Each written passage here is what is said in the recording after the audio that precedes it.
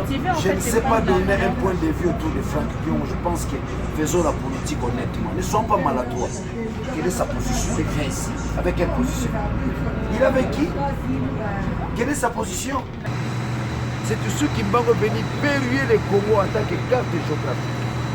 Donc, dans son plan ésotérique et mystique, le Congo a été verrouillé. Kimbangu l'a fait. On l'a fait passer partout jusqu'à boucler la boucle ici à Lubumbashi. Lubumbashi, c'est notre terre. Mais c'est mon ami mingi zali ngangi batu bakanga. Awande sika Kimbangu azwaka biwa. Pona biso ba to tombola ka fumu Kimbangu, tolobi kingunza kya kingunza, ngunza tete awande. Fara awa, yokola awa na bizwa kasaba. C'est ici où Kimbangu est venu verrouiller le Congo en tant que carte du Congo. Il y a pas Longo, au centre de Longo, Azamoko Abisso, Bouta Kinda Kimboka, pour les pays de la zone. Présence Nangayama. Elle est aussi une terre sacrée. Pour nous qui croyons à la pensée politique de Kimbangu, à l'idéologie politique de Kimbangu. Kimbangu n'est pas seulement prophète.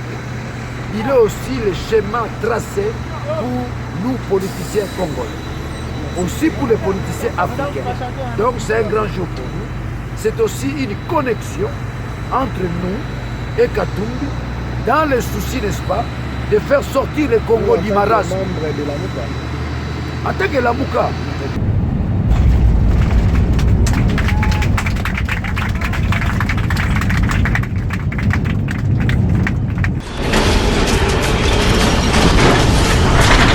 Ma mission TV, le miroir du monde.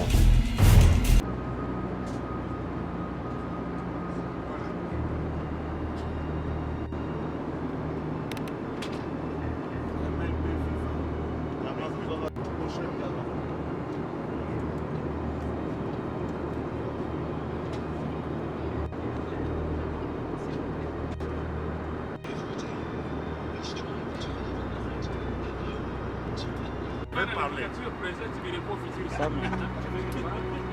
Ah non, non. La tournée. Donc, comme il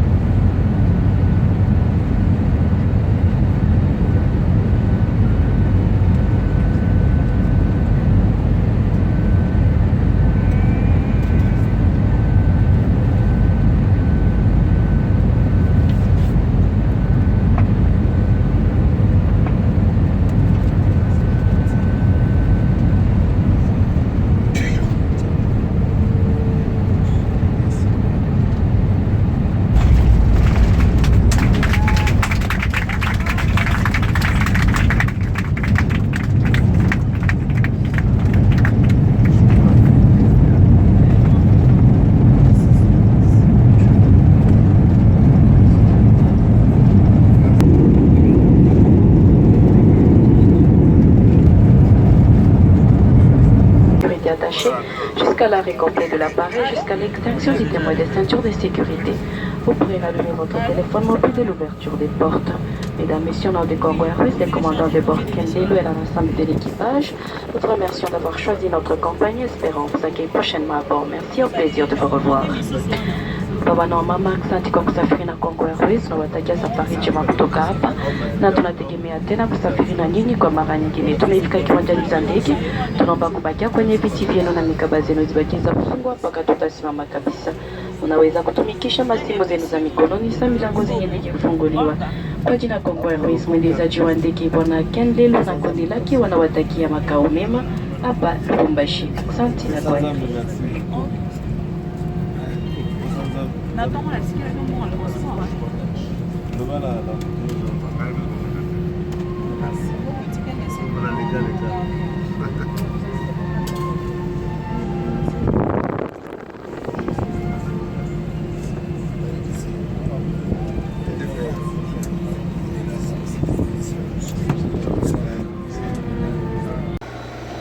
Et voilà, c'est la dépistage de ma mission TV ici à Lubumbashi, aéroport international de Lubumbashi, et ma mission TV. Et boye bibino nyonso toye mpona mosala eloko mosusu te sala toye avion moko na baautorité ebele mwana lobelisa te Richard avion on va monter. Honorable, vous restez?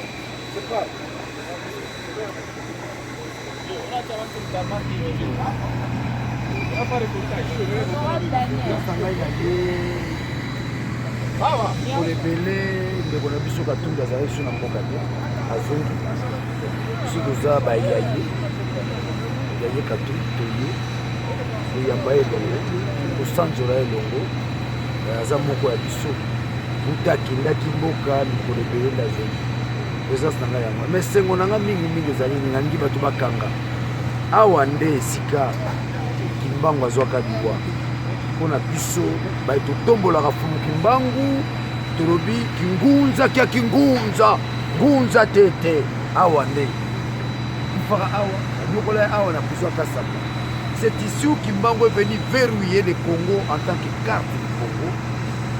C'est ici où Kimbangu est venu verrouiller le Congo en tant que carte géographique. Donc tout le monde a refait la peau comme la tombe, on a au dans son plan ésotérique et mystique, le Congo a été verrouillé. Kimbangu l'a fait. On l'a fait passer partout jusqu'à boucler la boucle ici à Lubumbashi. Lubumbashi, c'est notre terre. Elle est aussi une terre sacrée pour nous qui croyons à la pensée politique de Kimbangu, à l'idéologie politique de Kimbangu. Kimbangu n'est pas seulement prophète, il est aussi le schéma tracé pour nous politiciens congolais, aussi pour les politiciens africains. Donc c'est un grand jour pour nous. C'est aussi une connexion entre nous et Katumbi dans le souci, n'est-ce pas, de faire sortir le Congo du marasme. En tant que Lamouka, c'est Lamouka. Quand je suis là en tant que Lamouka. Lui-même, Moïse est Lamouka.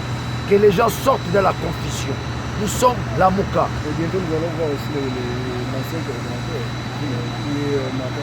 Non, il ne faut pas poser des questions dans les insuffisances de la confusion. Il ne faut pas entraîner l'opinion dans la confusion. Martin Fayol et Moïse, Bazaboutouma encore. Éviter, non, c'est à moi de savoir si c'est vrai. Éviter des questions biaisées, sans fondement. Mais vous êtes Lamouka, non? Vous êtes là, ressemble. Mais vous êtes Lamouka.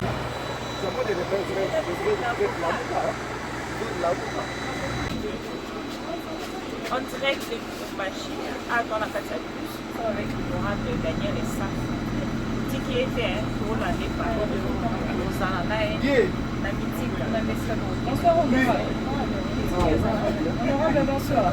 bonsoir. C'est un grand jour. C'est le retour d'un grand cœur. Je suis garçon. C'est là l'aura national. Pas mal de gens, c'est vrai. Nous avons donné un caractère national à son retour. Il n'y a pas de national. C'est un grand retour. Nous espérons que son retour pourra améliorer quelque chose de la façon de voir les choses. Les mesures sécuritaires. Ça, c'est une évidence. C'est notre fille, il ira de chez nous. Il est d'abord sécurisé par son peuple. pas, le peuple congolais dans son ensemble. La vraie sécurité, c'est la population. On va avoir tant de militaires, tant de policiers. Laurent Désiré Kabila a été abattu, d'où, n'est-ce pas, les militaires. La vraie sécurité, c'est la population. Nous qui avons la population, nous en sommes fiers. Rien ne peut nous atteindre. Parce que nous avons la population. C'est pourquoi nous disons Kumpatria. Nous avons la population. C'est ça. De la sécurité de Moïse Katumbi. Et entre les mains, n'est-ce pas, la population choisit. On annonce l'arrivée demain déjà de M. Franck Je ne sais pas dire, je ne sais pas donner un point de vue. Non, je ne sais pas donner un point de vue autour de Franck Dion. Je pense que faisons la politique honnêtement. Ne soyons pas maladroits. Quelle est sa position? Il vient ici. Avec quelle position? Il est avec qui? Quelle est sa position? La politique des Non, c'est ça, ce que moi j'appelle nos politiciens congolais sont maladroits. Ils fonctionnent avec les ventres, pas avec des idées claires et distinctes. Je ne crois plus à Franck Dion, moi. Je ne crois plus à Franck Dion. Mais vous serez ensemble tout à l'heure. Je ne pense pas. Je me ferai un petit coin, sans être corrompu par ceux-là qui sont maladroits. Merci beaucoup, honorable. Bien sûr. Politique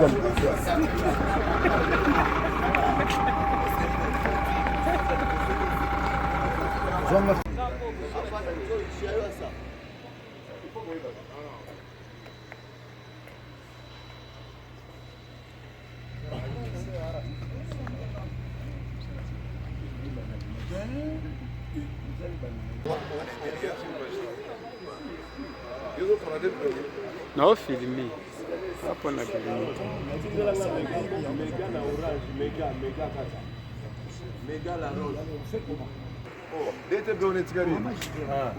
Maman Juliette. Soyez les bienvenus.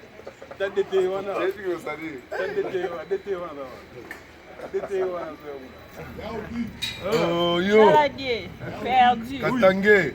Saladier, tu as commis un peu, perdu.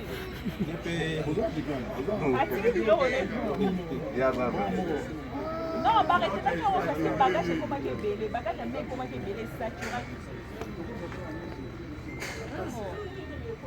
Parce qu'on y démarche à ma mère. Grand frère propre. Oui, 10 ans. Oui, c'est clair dans l'émission.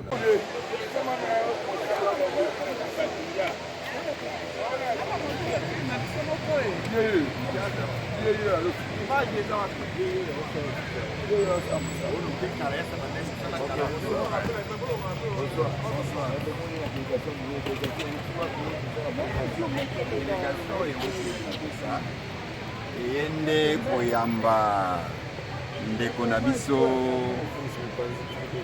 Moïse Katumbi oyebi ke biso wa bezali mabele na biso totanga awa tosilisa classe awa me turu oyo toye mpona makambo ya classe te toye mpona makambo ya libota moko te toye mpona réconforter Moïse Katumbi oyo akokoma pratiquement mokolo ya lundi awa na Lubumbashi.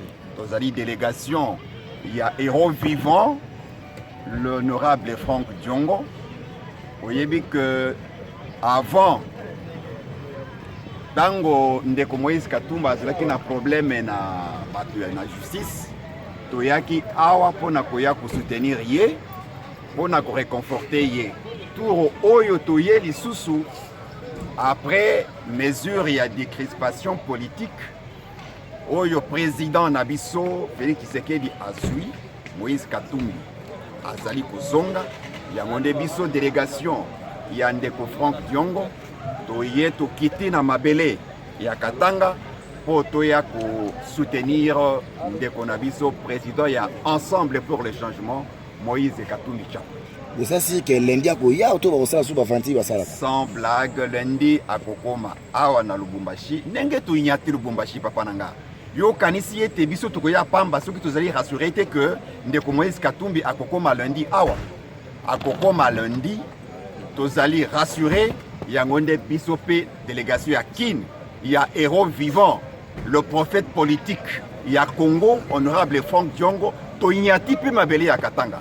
Po ete toya ko soutenir ndeko na biso Moïse Katumbi oyo azali koya kotia Kimia ensemble avec tous les autres acteurs politiques au Bazali Koluka. Kimia na Congo, tozali pe koya a toyinde toye a de façon que biso nyonso to simba na de façon que Kimia ekota na kati ya mboka biso. Merci. Merci beaucoup. Vraie classe politique. La génération Moïse Katumbi nde tozawa mpona kopesa mwana mboka mbote na mosala monene ya asali na libanda na exil forcé batindaki ye mais produit bafui nango yango toye koyamba ye okosire bana Kinshasa nini okosire badiaspora nini non bana Kinshasa na bana diaspora toyesa bango kimia ezali makambo yango tobandaki koluka nde yango ebandi bakanisaki akota te po apostule te e consort mais tobandi nde sikoyo lendi nde makambo ebandi donc le grand leader charismatique azoniata mabele eza blague te donc toye nde koya merci beaucoup. Merci beaucoup.